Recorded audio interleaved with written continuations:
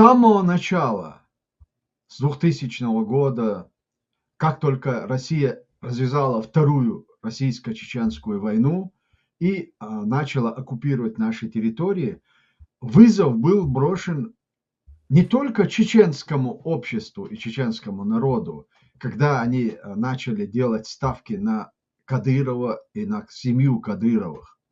Это был вызов всему международному сообществу, всему цивилизованному миру. К большому сожалению, тогда мир не обратил на это все внимание, потому что Россия начала проводить эксперименты над народом на определенной части, на определенной территории с определенным народом, и она начала отрабатывать методы, которые в последующем она перенесла на всю Россию. И сегодня, уже не сегодня, а с 2008 года, уже когда Россия совершила первую агрессию против Грузии после, в современном этапе, вот Грузия, потом Украина и, естественно, уже в 2022 году широкомасштабная агрессия против Украины. И все, что сегодня Чечня пережила, Россия хочет эти же методы перенести на Украину, и чтобы украинцы это переживали.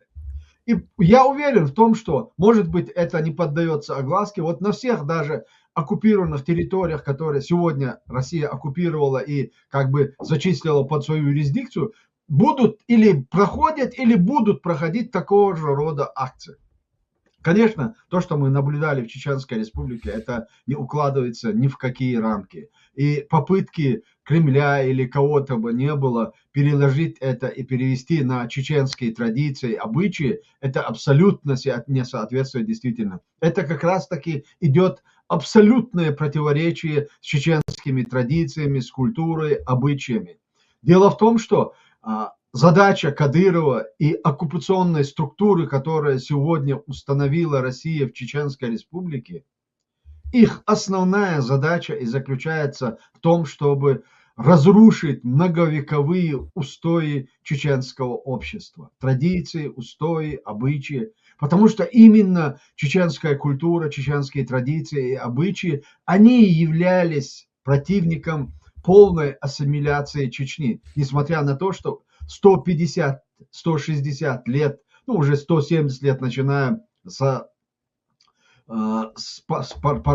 Кавказской войны, Россия так или иначе влияет на Чечню и на Чеченскую республику. И в какой-то степени периодически Чеченская республика находится под юрисдикцией России, Российской империи, и царской, и советской. И поэтому с этого времени попытка или борьба за умы чеченцев, за ассимиляцию, за русификацию чеченского общества, оно не поддавалось именно благодаря нашим генетическим устоям и нашим традициям и обычаям. И сегодня Путин, Россия, новая Россия, это даже не Путин, это новая Россия, российская возрождающаяся империя, начала работу по разрушению вот этого гена, вот этого генетического кода чеченского общества. Дело в том, что все, что сегодня делает Кадыров или делалось в Чеченской Республике, вот они все эти моменты проходят и по всей России. Я не зря сказал, что методы, отработанные и практиковавшиеся в Чеченской Республике, они все переносились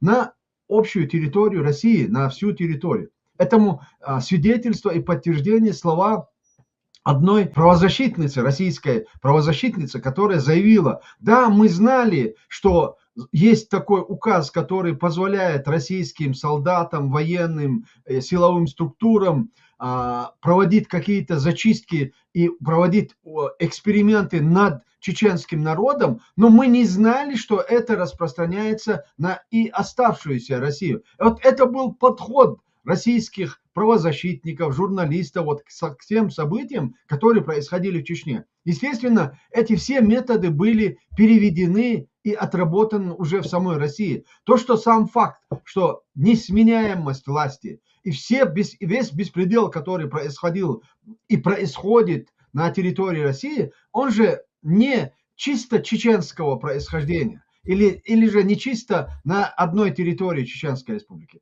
Путин знает, и эта система, которая вырастила Кадырова, они знают, что вот именно эти методы они применяли и будут применять по всей территории Российской Федерации и так называемой российского. И, конечно же, если им удастся расширить свои территории, они это будут переносить и на Украину, и на оставшуюся Европу. Поэтому я не думаю, что Кадыров чем-то удивил Путина или ошарашил его своим последней выходкой. Абсолютно нет.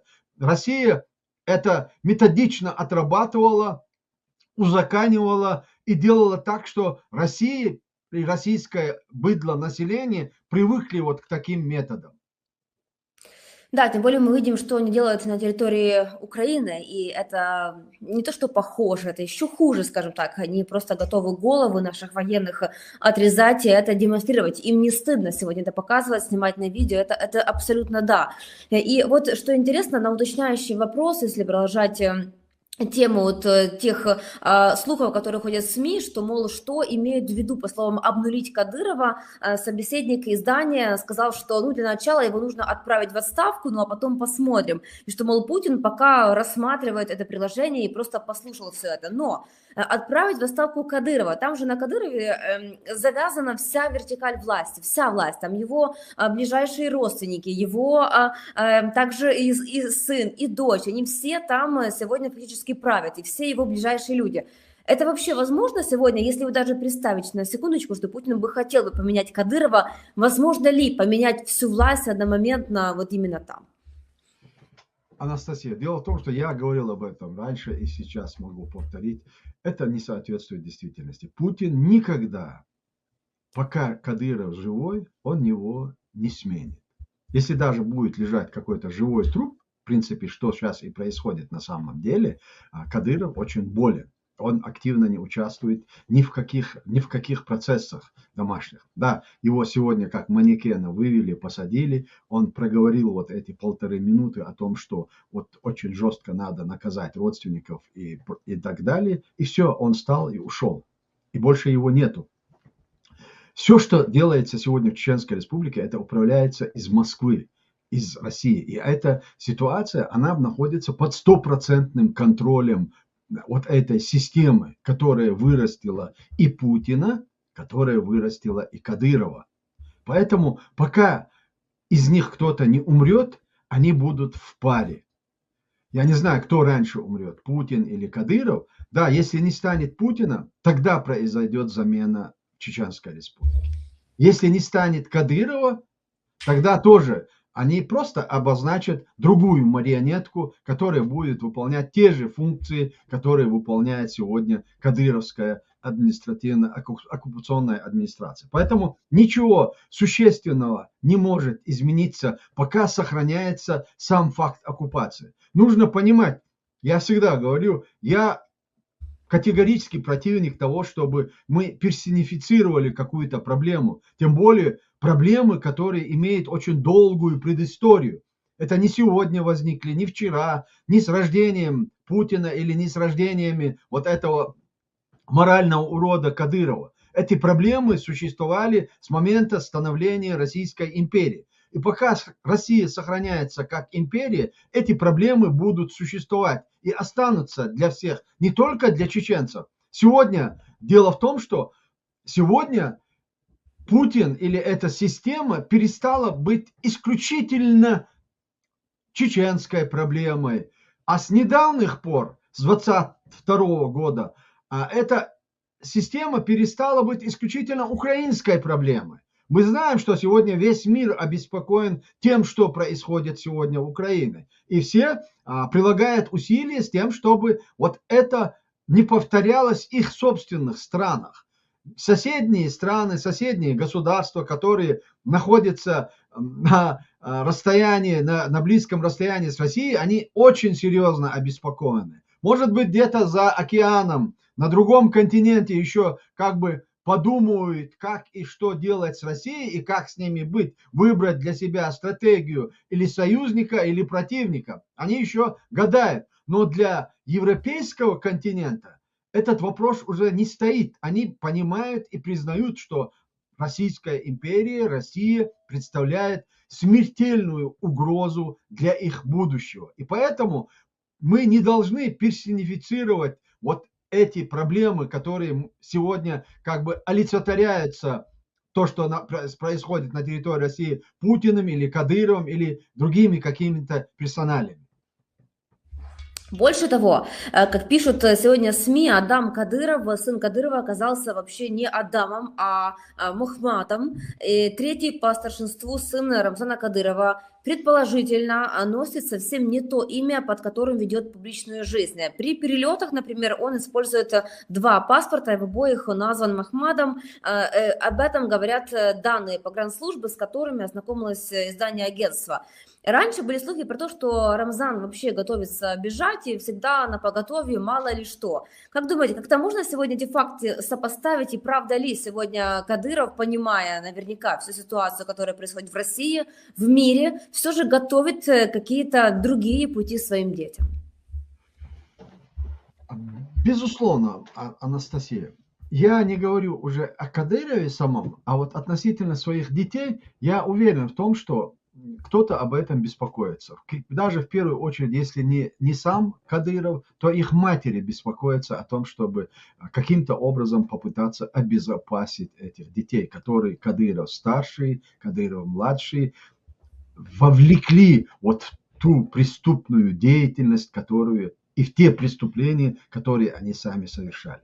Сегодня уже, независимо от того, как они будут называться, Рамзанова, Кадырова, Махмудова или кто бы это ни были, эти люди не могут найти и находиться в безопасности, где бы это ни было. Вот это мое глубокое убеждение, потому что то, что совершил Кадыров старший и Кадыров младший по отношению к чеченцам и к чеченскому народу, это никогда не забудется, это никогда не простится. А есть еще и какие-то другие принципы и нормы международного права. Вот то, что мы сегодня пытаемся делать и в Украине, и в Европейском Союзе, создание отдельного военного трибунала против Кадырова, оно напрямую связано с тем, чтобы ни у Кадырова, ни у других военных преступников не было места, где спрятаться. Если это будет создано на таком уровне, это общими усилиями весь мир может быть заинтересован и будет привлекать к ответственности всех злодеев, которые совершили преступления и в Чечне, и в Грузии, и совершают преступления сегодня в Украине. Это один из методов. Но в любом случае, в нашем случае, в чеченском случае, мы учредили национальный трибунал по вопросам, связанным по военным преступлениям, связанным с Чеченской Республикой. И, конечно, практически на всех на них заведены уголовные дела. Где бы и куда бы они ни ушли, вы знаете, нет сегодня места в мире, где нет чеченцев. И нет людей, чеченцев, которые не знают Кадыровых с самого младшего до самого старшего. Поэтому спрятаться им будет негде. Я абсолютно в этом уверен. Но что такие попытки Кадыров может делать, я это допускаю. Но вот то, что прошло там, что якобы Кадыров вел какие-то сепаратные переговоры за спиной Путина с тем, чтобы там куда-то сбежать, это абсолютно из фантастики, из области фантастики тех, кто хочет сегодня сосредоточить внимание на Кадырова. Вот отвлечь общественность и другие средства массовой информации от того, что Россия делает сегодня в Украине. Вот расстрел украинских военнопленных, вот только что произошло, да, вот сегодня это подменяется выбрасыванием тела вот этого мальчика на площадь с тем, чтобы просто ошарашить весь мир и сделать так, что вот то преступление, оно в принципе не такое страшное, чем вот здесь, что сегодня происходит. Вот все эти манипуляции, вот именно такого рода действиями и акциями страшилок, это вот как бы в системе, это их общее, и это их политическая стратегия, скажем так. Поэтому нам не надо удивляться и отвлекаться на это. Но относительно вот вашего вопроса конкретно, да, такие попытки были, есть и будут. Но насколько они будут результативны, время покажет. Да, это правда. Кто бы сегодня вообще захотел, интересно, прятать Кадырова, его детей, тем более, ну, как писали раньше СМИ, что якобы были, правда, переговоры, как вы также сказали, и что переговоры эти были и с ближневосточными монархиями. Правда или нет, это, конечно же, покажет только время. Ну и, конечно, тот момент, когда, правда, мы увидим, что Россия, например, распадается или, правда, нужно будет кому-то куда-то бежать.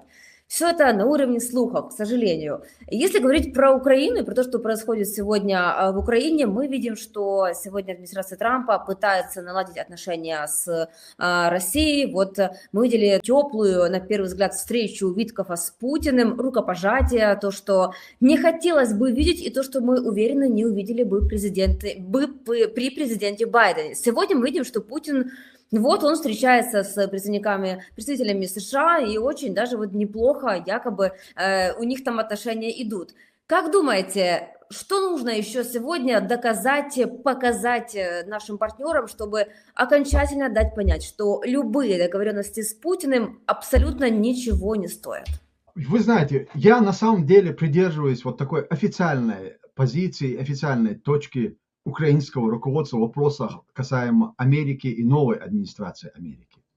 Я считаю, все, что сегодня происходит, как подчеркивают ваши официальные лица, во многом усиливает позицию Украины. Просто во многом. Я просто глубоко убежден в этом. Дело в том, что вот то, что мы сейчас наблюдаем, хотя мы делаем акцент, да, на самом деле это очень неприятно. Сегодня, когда вот токсичный, нерукопожатный военный преступник Путин выведен снова из изоляции, и к нему посылают представителей, с ним разговаривают по телефону, с ним общаются, с ним пытаются договориться, ему предлагают какие-то варианты для решения. Это очень обидно. Ну, мне лично, потому что я человек, который все эти годы, 20 с лишним лет, 25-30 лет с момента появления Путина на политической арене, который столкнулся с ним. И я с каждым годом, с каждым разом, с каждыми переменами, которые происходили в мире, ожидал, что вот теперь его накажут. Вот в конце концов Путин перестал быть исключительно чеченской проблемой. Но однако все еще это продолжается. И вот то, что я наблюдаю, это связано с ним. И вот с этим есть мои огорчения, а не с поведением администрации, новой администрации Соединенных Штатов Америки. Просто я задам встречный вопрос, я попытаюсь немного раскрыть эту ситуацию, посмотреть шире. Когда этого не было? С момента распада СССР, трансформации СССР в СНГ, с этого времени продолжается заигрывание западного мира с Россией, с этой империей. С этого времени все президенты, которые приходили во власть в Соединенных Штатах Америки, пытались дружить и дружили с представителями или с руководителями вот этого государства. Начиная с Клинтона, вот все события, которые происходили в последние 20-30 лет в мире, война в Югославии, война в Азербайджан, Армения, война в Молдавии, в Грузии, война в Чеченской республике. Вот все эти войны начинались при Клинтоне. Разоружение Украины в угоду России в 1994 году состоялось благодаря действиям и настойчивой политике Соединенных Штатов Америки в лице с Клинтоном. В последующем мы ждали появления Буша-младшего. Буквально после предвыборной риторики, которую он вел, война разгоралась в Чечне, он был и заверял своих избирателей, что вот если его изберут президентом, то войну он закончит. Ничего подобного не произошло. Как только он был избран президентом, он начал сотрудничество с Россией. Они пересмотрели свои отношения и сказали, вот да, он глянул в глаза Путину и сказал, что это тот человек, с кем можно иметь дело. И начал дружить с Путиным, и все пришло к тому, что пришло, к чему мы сегодня пришли. В последующем Обама, Клинтон, вот и Обама и единственный Трамп, который немного разрушил вот сложившуюся ситуацию по отношению к Украине. Он дал Украине оружие, то оружие, которым украинцам удалось приостановить начало российской агрессии. Вот немного вот эти изменения произошли именно при администрации Трампа. Потом в последующем мы стали свидетелями действий Байдена. Мы обращаем сегодня на ситуацию с Байденом. При Байдене Байден дал согласие, и началась вот эта страшная агрессия. И с этого времени в ходе вот этой войны, как вели себя европейские союзники, сегодняшние союзники Европы, да, страны, если бы они приложили бы усилия, необходимые для адекватной реакции Украины по связи с этой агрессией, война, может быть, еще тогда закончилась бы. Но, к сожалению, Соединенные Штаты Америки на полгода прекратили поставку вооружения. Это было при Байдене. Европейский Союз занял такую пассивную позицию относительно Украины. Они все оглядывались на Соединенные Штаты Америки и говорили, вот Америка решает все эти проблемы. Они находились спокойно. То давали то-то или отказывали применение этого, то договаривались, то отказывались. Ну, мы наблюдали за всем этим. То, что сегодня происходит, на самом деле, это работает именно на Украину. Это усиливает сегодняшнюю Украину, потому что из-за действий сегодняшней новой администрации Соединенных Штатов Америки в лице Европейского Союза Украина приобрела абсолютно надежного союзника. В отличие от того, каким был Европейский Союз 3 месяца назад, мы сегодня наблюдаем, что происходит. И поэтому я считаю, что да, это очень обидно, очень неприятно, но это издержки тех процессов, которые направлены на переустройство мира. Позитива в этом мало или много? На мой взгляд, в этом позитива много. Потому что сегодня обретение Европейским Союзом субъектности – это гарантия того, что на этом континенте вопросы будут решаться именно с европейцами, которые являются и суверенным, и независимым, и имеют свою точку зрения на очень многие вещи. Может быть, если бы сегодняшняя ситуация складывалась бы 30 лет назад, и Европейский Союз и Европа имели бы такую же жесткую позицию по отношению к России, которую они имеют сейчас, все могло бы развиваться совершенно по-другому. А теперь уже, как говорится, нет худа без добра, да, то, что сегодня произошло, мы должны это приветствовать. Да, во многом нам не нравится то, что делает Трамп, я не хочу это комментировать, но я знаю, что попытки манипуляции лидерами западного мира, конкретно президентами Соединенных Штатов Америки, у чекистов, у КГБ, у коммунистов и сегодняшних русистов огромнейший опыт. Я вам просто сейчас расскажу деталь, поэтапно. Был период, я разговаривал, еще Владимир Буковский, он старый диссидент, советский диссидент, который жил в Лондоне, мы с ним были большими друзьями. Он, находясь в Америке, стал свидетелем многих событий, потому что с самого начала он был вовлечен в это политические ситуации, он был диссидентом, противником советской системы.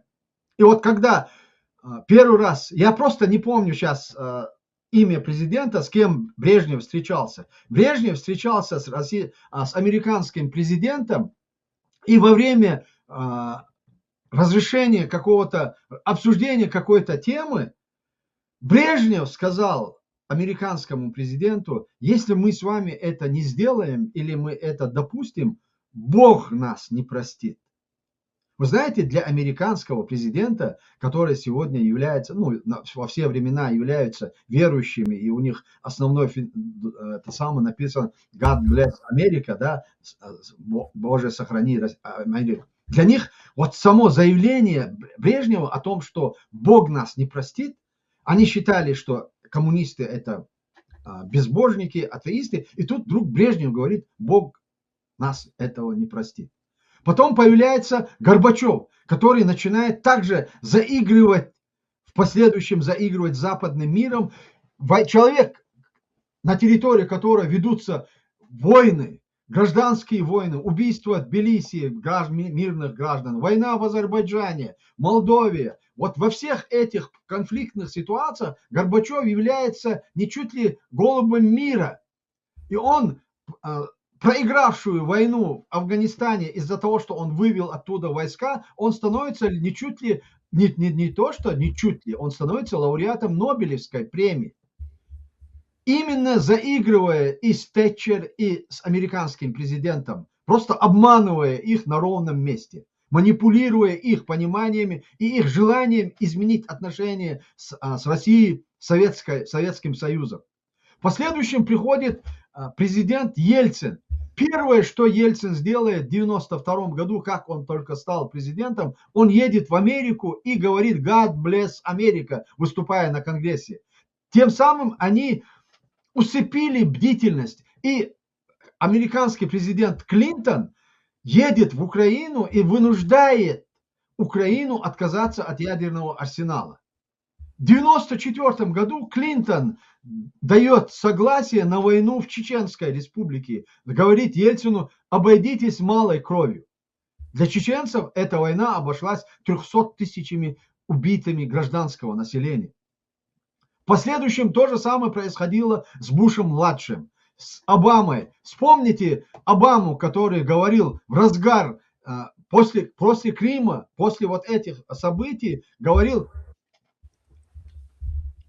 передайте Володе, после Грузии 2008 года, передайте Володе, что у меня сейчас веду предвыборную кампанию, и я не могу быть так более склонным, открыто, публично, но что вот у меня вторая каденция, и у нас все будет нормально. Это после аннексии территории Грузии.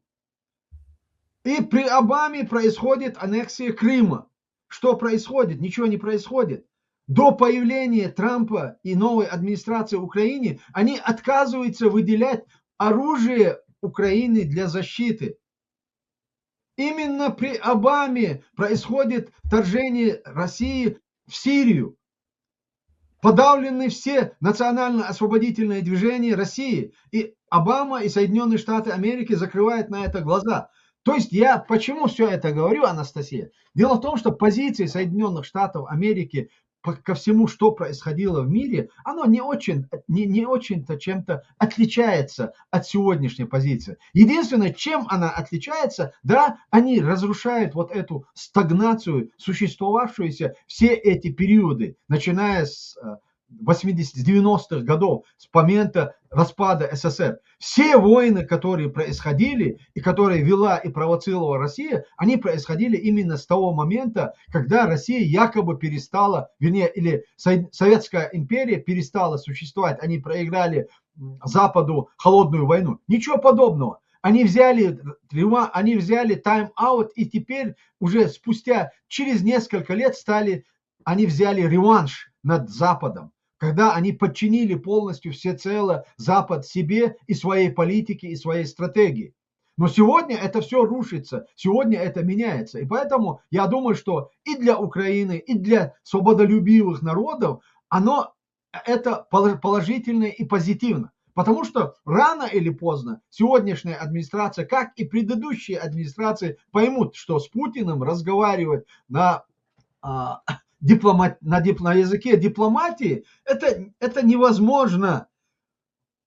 Президент Украины Зеленский вот в этом пресловутом овальном кабинете во время встречи, он попытался им объяснить, что о какой дипломатии вы говорите, когда это касается Путина. Нет, там невозможно. Я это пробовал, но ему тогда не дали высказаться и его не услышали. Но сегодня они сами столкнулись именно с ним. Поэтому я уверен, что, отвечая на ваш вопрос, рано или поздно ситуация изменится. И сегодняшняя администрация Трампа, несмотря на заигрывание с Путиным и давление на Украину, она должна будет занять позицию